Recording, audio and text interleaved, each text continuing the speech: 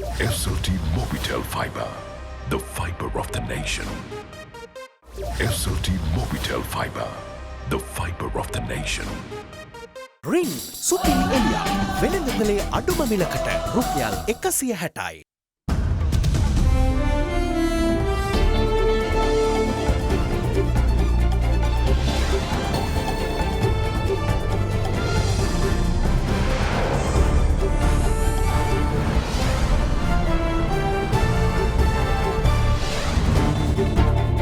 Tonight, UN high-level dialogue on energy. President Gotabaya Rajapaksa lays out Sri Lanka's ambitions of going green. Sri Lanka's commitment not to construct any new coal power plant is reflected in its contributions to the UN Framework Convention on Climate Change. Enough is enough. The Global Health Authority stresses on the importance of reopening schools. It is really important that students have that continuity. This generation of students will have a reduced capacity of earning in future. Miscommunication. University students return empty-handed after Vice-Chancellor promises Moderna. Gremlins in the system. Rapid PCR testing for inbounds of the BIA finally gets off the ground. All that and much more coming up on First at 9, this Saturday the 25th of September 2021. ඒ කියන්නේ life boy අවස්ථා 10කදී ලෙඩ රෝග 10කට හේතු වන virus ඇතුළු විෂ බීජවලට එරෙහිව සටන් කරනවා කියලා. From AdaDerana, this is AdaDerana First at 9. Live from Studio 24 in Colombo. Good evening, welcome to First at 9, I'm Thamkek Naik. Now then, Sri Lanka's commitment towards sustainable energy development was made loud and clear yesterday as President Gotabaya Rajapaksa pledged that no new coal power plants will be constructed in the country. In his address at the United Nations High-Level Dialogue on Energy, the head of state put on record that the island is delighted to co-lead the energy compact for no new coal power. He further requested capable countries to support developing nations in their transition towards sustainable energy generation. The United Nations High-Level Dialogue on Energy was held yesterday, providing an opportunity to accelerate action on clean and affordable energy for all under Sustainable Development Goal number 7. Presided over by Secretary-General of the United Nations Antonio Guterres, this is the first gathering of leaders at the UN in more than 40 years solely devoted to energy issues. Addressing the virtual dialogue, President Gotabaya Rajapaksa gave a detailed picture of the country's vision towards promoting decarbonization and its goal of being a carbon-neutral country by the year 2050. Sustainable energy development continues to be a high priority for Sri Lanka in line with Sustainable Development Goal number 7. Sri Lanka has achieved almost 100% electrification, ensuring uninterrupted energy access for almost all our people. We have also set an ambitious target for 70% of the country's energy requirements to be obtained through renewable sources by 2030. Our aim is to transition away from fossil fuels, promote decarbonization, and make Sri Lanka a carbon neutral country by 2050. Sri Lanka's commitment not to construct any new coal power plant is reflected in its nationally determined contributions to the UN Framework Convention on Climate Change. Sri Lanka is happy to be a co-lead of the Energy Compact for no new coal power. We are also discouraging imports of vehicles relying on fossil fuels and will encourage wider adoption of electric cars. The threat posed by human-induced climate change to the planet can no longer be ignored. Transitioning to cleaner energy globally is essential if we are to mitigate this threat in the decades to come. I request countries that have the required capabilities to support developing nations as they attempt this transition to more sustainable energy generation and usage. Sri Lanka is encouraging entrepreneurs, small businesses, and community organizations to invest in 7,000 small-scale solar projects throughout the country. We also recently inaugurated the country's largest wind power farm. Sri Lanka further welcomes large-scale investments in renewable energy, particularly in solar, wind, and biomass. We will ensure that appropriate projects are given priority and are rapidly implemented. The fulfillment of human needs and maintaining the health of the planet are twin imperatives that deserve our highest priority as a global community. I am confident that if we all work together in a true spirit of cooperation and goodwill within a framework of mutual respect, we will succeed in this. In the meantime, foreign ministers of Sri Lanka and Indonesia have held talks on the sidelines of the 76th session of the UN General Assembly, where cooperation in defence, intelligence sharing and counter-terrorism had been among the topics discussed. Foreign Minister Professor G.L. Peiris and his Indonesian counterpart Retno Lestari Prinsari Marsudi met in New York. During the talks that followed, the Indonesian Foreign Minister had emphasized that the priority as foreign ministers is to strengthen bilateral relations with a special focus on economic cooperation. He had also highlighted the importance of finalizing the preferential trade agreement that is being discussed to enhance bilateral trade. Minister Peiris meanwhile had indicated that relations between the two countries as members of non-aligned movement are critically important and the NAM is relevant even today, since its philosophy is not to align on every issue but to judge every issue on its own merits. The foreign minister had also indicated that Indonesia and Sri Lanka share a keen interest in Indian Ocean security and therefore it is necessary to further empower the Indian Ocean Rim Association and Asian Regional Forum. Minister Peiris had appreciated the cooperation in defence, intelligence sharing and staff-level consultations with regards to countering terrorism and other forms of maritime crimes. The foreign minister further highlighted that Sri Lanka wishes to have great interaction with ASEAN and to be a sectoral dialogue partner and to create a bridge between SAARC and ASEAN. In the meantime, the foreign minister also met with the Minister of Industry and Advanced Technology of the United Arab Emirates, Dr. Sultan Al Jaber, on the sidelines of the 76th session of the UN General Assembly. Both ministers had agreed that it is not acceptable to impose on countries various conditions and agendas, and that a one-size-fits-all policy not delivers results. Minister Al Jaber had stated that one-size-fits-all policy is also not applicable to climate change and is necessary to define mechanisms that would allow countries to adapt and mitigate climate change without affecting their economies. Foreign Minister Peiris had also explained the challenges Sri Lanka is currently experiencing with regard to its external budget as a result of the COVID-19 pandemic giving focus to the country's requirement of oil. Professor Peiris had requested concessionary arrangements from the UAE and Minister Al Jaber had responded positively, saying that the UAE would be happy to assist and had proposed the establishment of a strategic framework to take the process forward. Now then, it is important for schooling children to have continuity. During this pandemic-induced disruption, parents must have great understanding of their children as they too are affected by what's going on around them. What's more, this generation of schooling children will also suffer from a reduced capacity of earning. Now, these are some of the views put forth by experts as the need to reopen schools as quickly as possible become more and more evident. COVID-19 dealt a hefty blow to various sectors across the world. Some, however, have shown signs of recovery, but others not so much. As far as Sri Lanka goes, the prime focus is the economy and the question whether it can survive the pandemic's blow. But a sector which has not recovered in the slightest and doesn't even show signs of recovery, largely owing to the doings of the parties concerned in the island, is the education sector. Schools in the island were closed in late April and is now closing in on 5 months. The resumption of conventional education has now become a global priority, but the World Health Organization wants to see it done to a well-thought-out plan.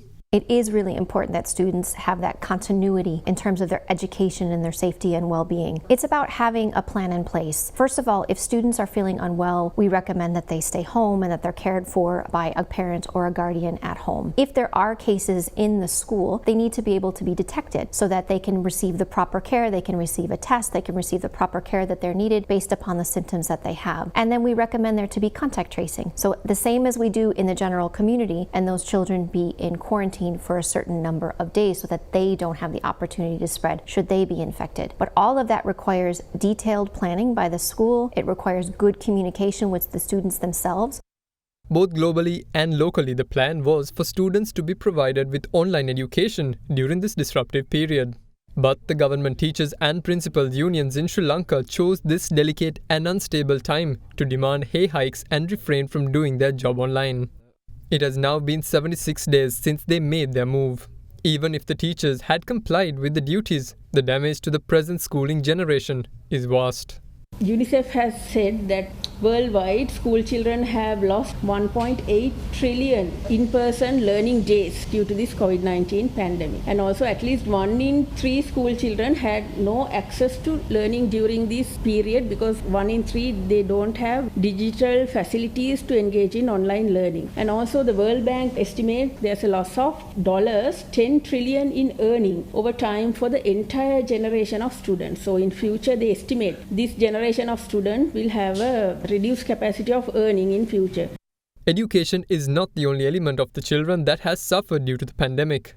Stuck at home with no possibility of returning to their past daily structure, children are also suffering from adverse psychological impacts. There is a significant increase in emotional distress, anxiety, and some sort of depressive symptoms among children and adolescents during this period. They say that in families where they have lost their income, the impact is significantly high on children, and also when there is an association with the loss of a family member or a parent, this impact is more. And some of the impacts of these psychosocial issues are not directly manifest. Children don't say. They will show some behavioral changes due to this stress they are experiencing. So different kind of behaviors, like they might become aggressive or they might become sort of withdrawn from their usual activities and show lack of interest, and they might have sleep disturbances, and also maybe they might show new kind of fears, like they don't like to stay alone. They might be sort of clinging to their parents and sort of showing a dependent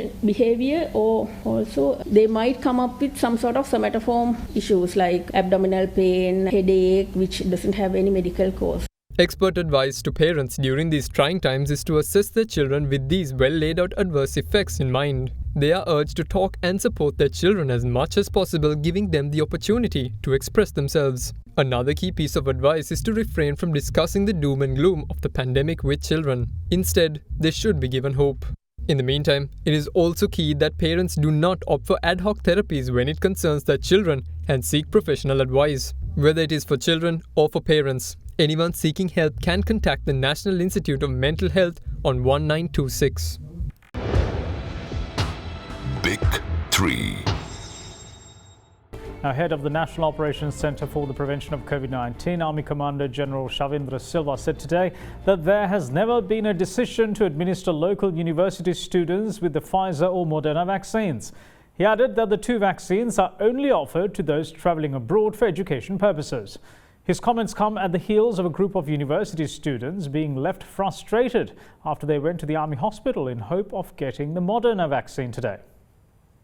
Almost all the people in Sri Lanka who are above the age of 30 are completely inoculated. Health authorities are now urging the minute percentage of people from that population who are yet to be vaccinated to come forward and get the vaccine, as the vaccine rollout for them comes to an end. As of last evening, 11,511,115 people had been fully inoculated. 2,791,261 meanwhile were awaiting their second dose. With the vaccination of over 30s winding down, the program was expanded to the 20 to 29 age group. The Ministry of Health says that so far 41% of people within that age bracket have received at least 1 vaccine dose, while 12.6% are fully immunized. In addition, health officials yesterday commenced the first phase of the vaccination program targeting children. As such, children over the age of 12 with comorbidities are being inoculated with the Pfizer vaccine at the Lady Ridgeway Hospital for Children and at the teaching hospitals located in Anuradhapura and Kurunegala. In the meantime, earlier today, a group of university students who visited the Army hospital in Narayanpeta to get vaccinated were left frustrated. The students of the Kelaniya University who had visited the hospital in hopes of receiving the Moderna vaccine had been informed by Army officials at the hospital that it wasn't available. The students produced letters issued and approved by the Vice-Chancellor of the University of Kelaniya that had instructed them to get vaccinated today and tomorrow at the Army hospital. As such, AdaDerana sought clarification from the matter from the Vice-Chancellor of the University of Kelaniya, Senior Professor Nilanthi De Silva. She said that the Army had informed her last night that due to some unavoidable reason, the Moderna vaccine would not be given at the premises. She added that measures were taken to inform the students about the development last night. AdaDerana also spoke to the chairman of the University Grants Commission, Professor Sampath Amaratunga, to obtain further clarity on the matter.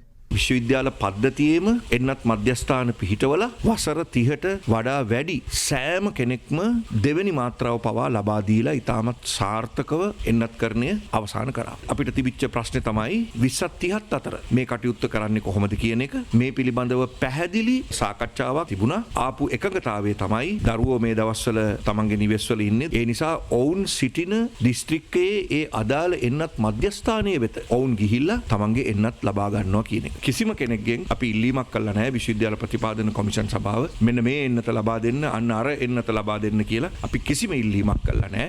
Meanwhile, head of the National Operations Centre for the Prevention of COVID-19, Army Commander General Shavendra Silva, said that the Army only administers the Pfizer or Moderna vaccines to students travelling overseas for education. Such students are required to submit supporting documentation. The Army Commander pointed out that a decision has never been taken to administer the Moderna or Pfizer vaccine to students attending local universities. Now then, authorities have finally got the new PCR testing facility of the Bandaranaike International Airport up and running, with 53 passengers arriving from Dubai being the first to be tested. Minister of Tourism Prasanna Ranatunga explained as to why the process was delayed, while expressing confidence that by starting functions now, the facility will be fully settled when the peak season comes along. With the aim of reopening the country for tourism, a new rapid PCR testing facility was declared open in the vicinity of the Bandaranaike International Airport on Thursday. Despite plans to get the facility functioning on the same day, practical issues that arose with regard to the testing pushed the commencement of the testing a bit further. Now that these issues are ironed out, airport authorities have got the facility functioning. Thanks to the new facility, passengers will be able to get their PCR test results within 2 to 3 hours. The laboratory is operated under the guidance and regulation of the Ministry of Health using technology that is in line with international standards. This facility will now end the mandatory one-day hotel quarantine, which is required for all arrivals. දැන් සාමාන්‍ය සංචාරකයෙක් ලංකාවට එනකොට ඒගොල්ලන් සතියකට දෙකකට උඩදී තමයි සැලසුම් කරන්නේ. ඊට පස්සේ සංචාරකයන් ගෙන්නන ආයතන රෝහල් වලට සල්ලි ගෙවනවා. හෙට දවසේ මගේ පැසෙන්ජර්ස්ලා මෙච්චරක් එනවා. ඒගොල්ලන්ට PCR කරන වෙලාවල් දාගන්න බුකින් වලට ඒගොල්ලන් සල්ලි ගෙවනවා. ඒ නිසා මං හිතනවා අපිට අද හෙට ලොකු තදබදයක් එන්නේ නැහැ. අපිට ඒ තදබදයේ පීක් එක එනකොට මේක ගැටලුවක් නැතුව ක්‍රියාත්මක කරන්න ඕනි විදියට මේක හැදිලා තියෙනවා. ඉතින් මං අද හැන්දෑවේ ආපහු අපි ට්‍රයල් එක දානවා. ට්‍රයල් එක සාර්ථක කරුණොත් අපි දිගටම කරනවා. හයෙන් පස්සේ සියලුම ගුවන් යානා ටික කරන්න යෝජනා දාලා තියෙනවා. Today, 53 passengers arriving from Dubai were tested at the laboratory, and they become the first batch to benefit from the rapid PCR testing facility. Minister of Tourism Prasanna Ranatunga joined the airport officials in inspecting the process. Now, the Sri Lanka Deputy High Commission in southern India has said that it has started work on voluntary repatriation of Sri Lankans living in rehabilitation camps of Tamil Nadu. It is reported that the Deputy High Commission, together with the Office of the UN High Commissioner for Refugees, the departments concerned of Tamil Nadu and non-governmental organisations are working on the collection of preliminary data for repatriation.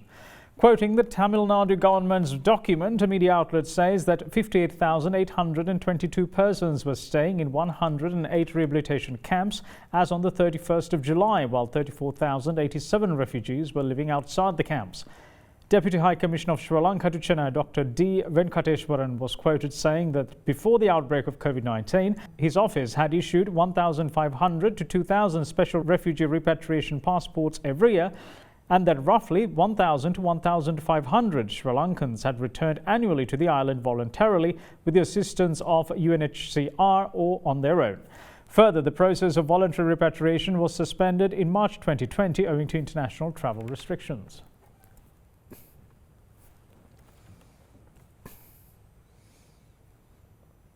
Governor of the Central Bank, Ajit Niwad Kabral, has discussed the greater utilisation of the Colombo port for Bangladesh exports with Bangladeshi High Commissioner to Sri Lanka, Tariq Ariful Islam.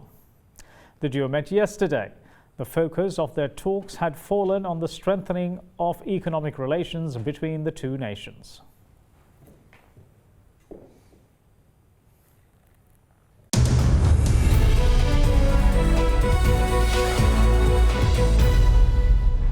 Welcome back. This is First at 9.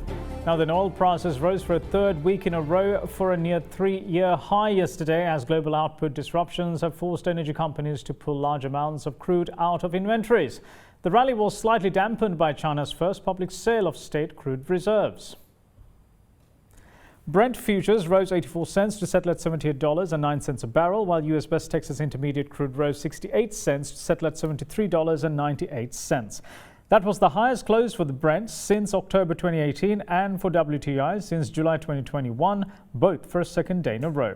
It was the third week of gains for Brent and the fifth for WTI, mostly due to US Gulf Coast output disruption from Hurricane Ida in late August. Some members of the Organization of the Petroleum Exporting Countries and their allies have struggled to raise output due to underinvestment or maintenance delays during the pandemic. Russia said it will remain a reliable supplier of energy to global markets. However, Russian gas giant Gazprom is accused of doing too little to increase its natural gas supplies to Europe, where prices have soared. Iran, which wants to export more oil, said it will return to talks on resuming compliance with the 2015 Iran nuclear deal very soon, but gave no specific date.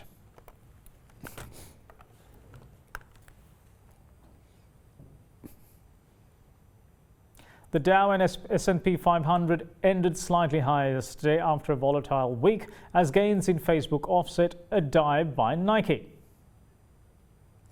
Athletic wear company Nike shares fell 6.3% and were the biggest drag on the Dow and the S&P 500 after it delivered a downbeat sales forecast and warned of delays during the holiday shopping season, blaming a supply chain crisis. Facebook, on the flip side, climbed 2% and Tesla rose 2.7%. Stocks bounced back from a sharp sell-off at the start of the week, partly owing to concerns over a default by China's real estate giant Evergrande and its potential risk to global financial markets. The Dow Jones Industrial Average rose 33.18 points to close at 34,798, while the S&P 500 gained 6.50 points to close at 4,455.48.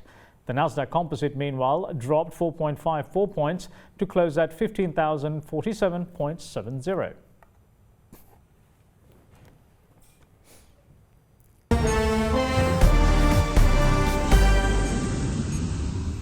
Now, hundreds of people protested in Kabul yesterday, demanding that the United States release billions of dollars in central bank reserves blocked outside Afghanistan as the new Taliban government struggles to contain a deepening economic crisis.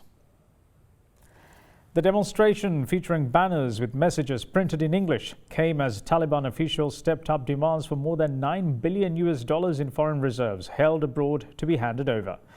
Those protesting said that the money belongs to the Afghans. Taliban spokesperson tweeted about the protests, underlying the new government's support for the demonstrators and their demands. Pressures to release central bank funds has increased as the economic crisis following the collapse of the Western-backed government last month worsened, leaving millions struggling to afford spiraling prices for food and other basic necessities. Severe drought has threatened famine in many parts of rural Afghanistan, but the problems have also reached cities like Kabul, where many government workers have been unpaid for weeks, while banks have imposed strict limits on cash withdrawals. People have been forced to queue for hours outside banks and are limited to taking out $200 or 20,000 Afghanis a week to try to prevent a run of withdrawals that could push the financial system into collapse. Demonstrators focused their anger on U.S. officials with banners carrying slogans like "Ordinary Afghans should not pay the price for America's defeat."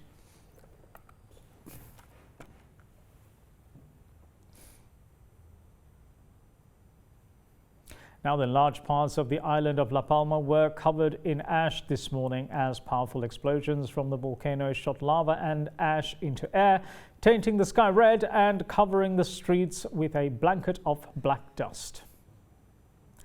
Business owners and garbage collectors were seen sweeping the streets in an effort to clean up their neighborhood.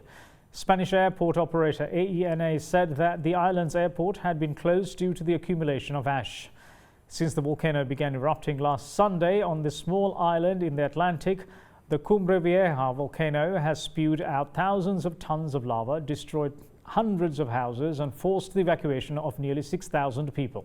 Experts say the volcano has entered a new explosive phase.